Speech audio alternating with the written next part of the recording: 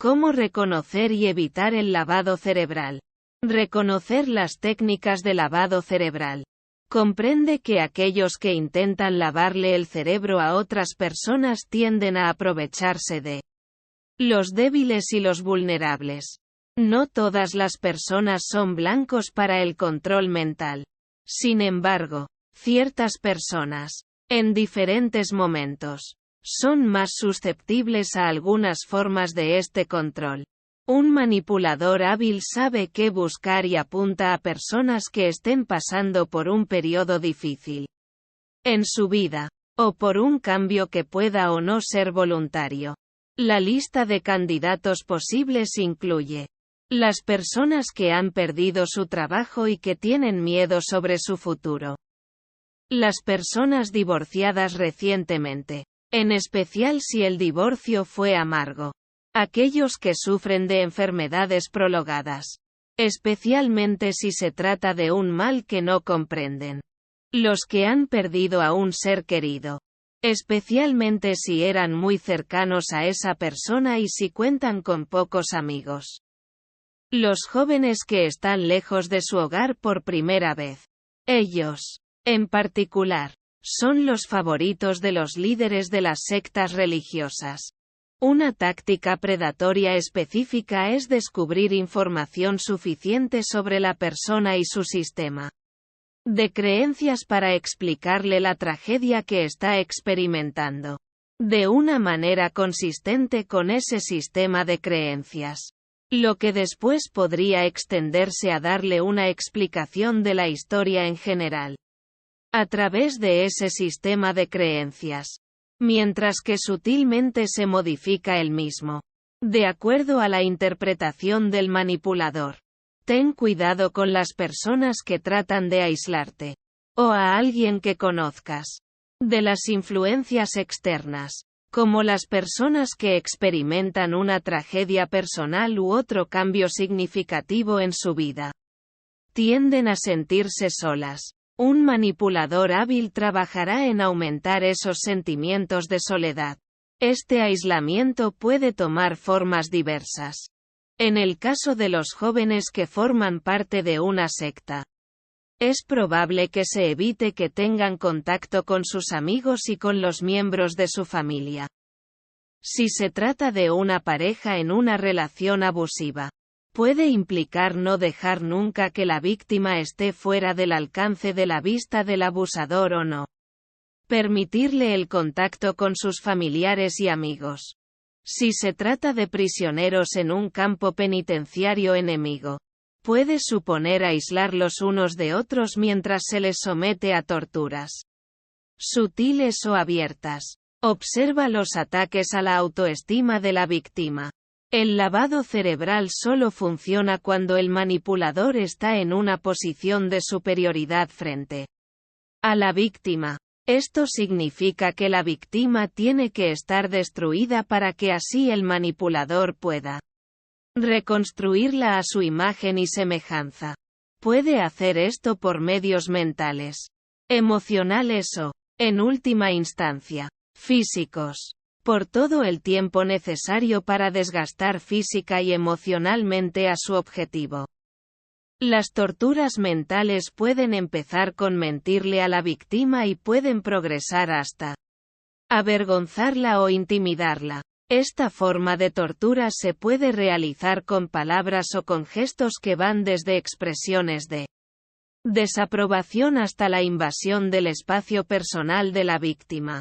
Las torturas emocionales no son gentiles, desde luego, sino que pueden empezar con insultos y luego avanzar hasta llegar al acoso. Los escupitajos, o cosas mucho más deshumanizantes como desnudar a la víctima para que la fotografíen o solo para que la observen. Las torturas físicas pueden incluir hambre, congelamiento, privación del sueño, golpes, mutilaciones y otros actos inaceptables para la sociedad. Con frecuencia, los padres y los cónyuges abusivos utilizan la tortura física. También se le emplea en las prisiones y en los campos de reeducación. Preste la atención a aquellos que tratan de que formar parte del grupo sea más atractivo que el mundo exterior, junto con el menoscabo de su resistencia. Es importante proveerle a la víctima una alternativa, aparentemente más atractiva que lo que conocía antes de contactar al manipulador. Esto puede hacerse a través de una variedad de métodos. Permitirle contacto solo con otras personas a quienes ya se les haya lavado el cerebro. Así se crea una forma de presión de grupo que anima a la víctima a querer parecerse a los miembros del nuevo grupo y a buscar su aceptación. Esto puede reforzarse a través de contactos, charlas, sexo grupal o por medios más estrictos como un código uniforme de vestimenta, una dieta controlada u otras reglas rígidas.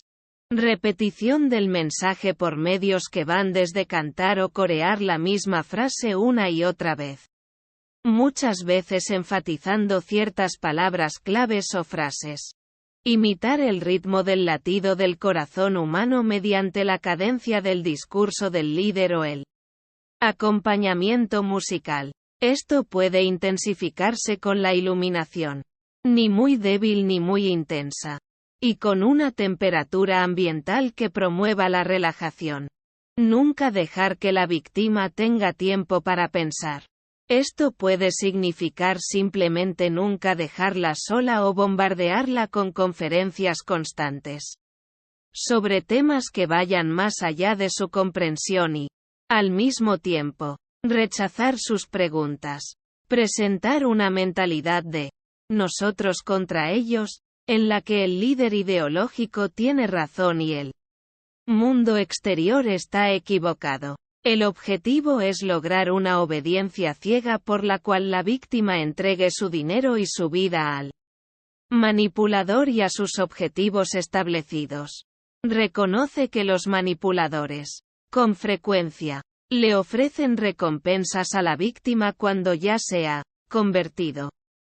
Una vez que la víctima esté totalmente doblegada y complaciente, él o ella podrá volverse a reconvertir. Este proceso puede tomar desde unas pocas semanas hasta varios años, dependiendo de las circunstancias del lavado cerebral. Una forma extrema de esta complacencia es conocida como el síndrome de Estocolmo, donde dos asaltantes de bancos, en Suecia, retuvieron a 4 rehenes por un periodo de 131 horas. En 1973. Luego de que los rehenes fueron rescatados, se identificaron con los secuestradores al punto que una de las mujeres se comprometió con su captor y otro estableció un fondo de defensa legal para los criminales. A Patty Hearst, secuestrada por el Ejército Simbiótico de Liberación, ESL, en 1974. También se le considera una víctima del síndrome de Estocolmo. Identifica nuevas formas de pensar en la mente de la víctima. Para gran parte del proceso de reconversión se aplican las mismas técnicas de acondicionamiento operante, basadas en la recompensa y el castigo, que se usaron, en primer lugar, para doblegar a la víctima. En esta etapa, las experiencias positivas se utilizarán para recompensar a la víctima por pensar tal como desea el manipulador. De otro lado, las experiencias negativas se emplearán para castigar los últimos vestigios de desobediencia. Una forma de recompensa es darle a la víctima un nombre nuevo. Aunque comúnmente se asocia esta práctica a las sectas, el ESL también lo hizo al bautizar a Patty Hearst con el nombre, Tania. Repetición constante. Aunque el lavado cerebral puede ser profundo y efectivo, la mayoría de los manipuladores siente la necesidad de comprobar la intensidad de su control sobre las víctimas. El control se puede probar de diversas maneras, dependiendo de los objetivos del manipulador. Los resultados determinarán cuánto refuerzo es necesario para mantener los efectos del lavado cerebral en la víctima. La extorsión económica es una manera de probar el control y, al mismo tiempo, enriquecer los bolsillos del manipulador. La psíquica Rose Marks usó su control sobre el escritor Jude de Veraux para estafarlo por $17 millones en efectivo y propiedades, mientras le arruinaba la carrera. Cometer actos delictivos. No para el manipulador.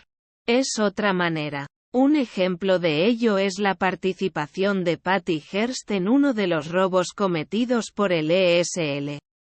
Identificar a quienes tienen el cerebro lavado.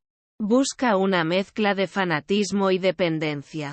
Las víctimas de lavado cerebral podrían parecer concentradas en el grupo y en su líder hasta el punto de la obsesión. Al mismo tiempo, parecerán incapaces de resolver sus problemas sin la ayuda del grupo o de su líder.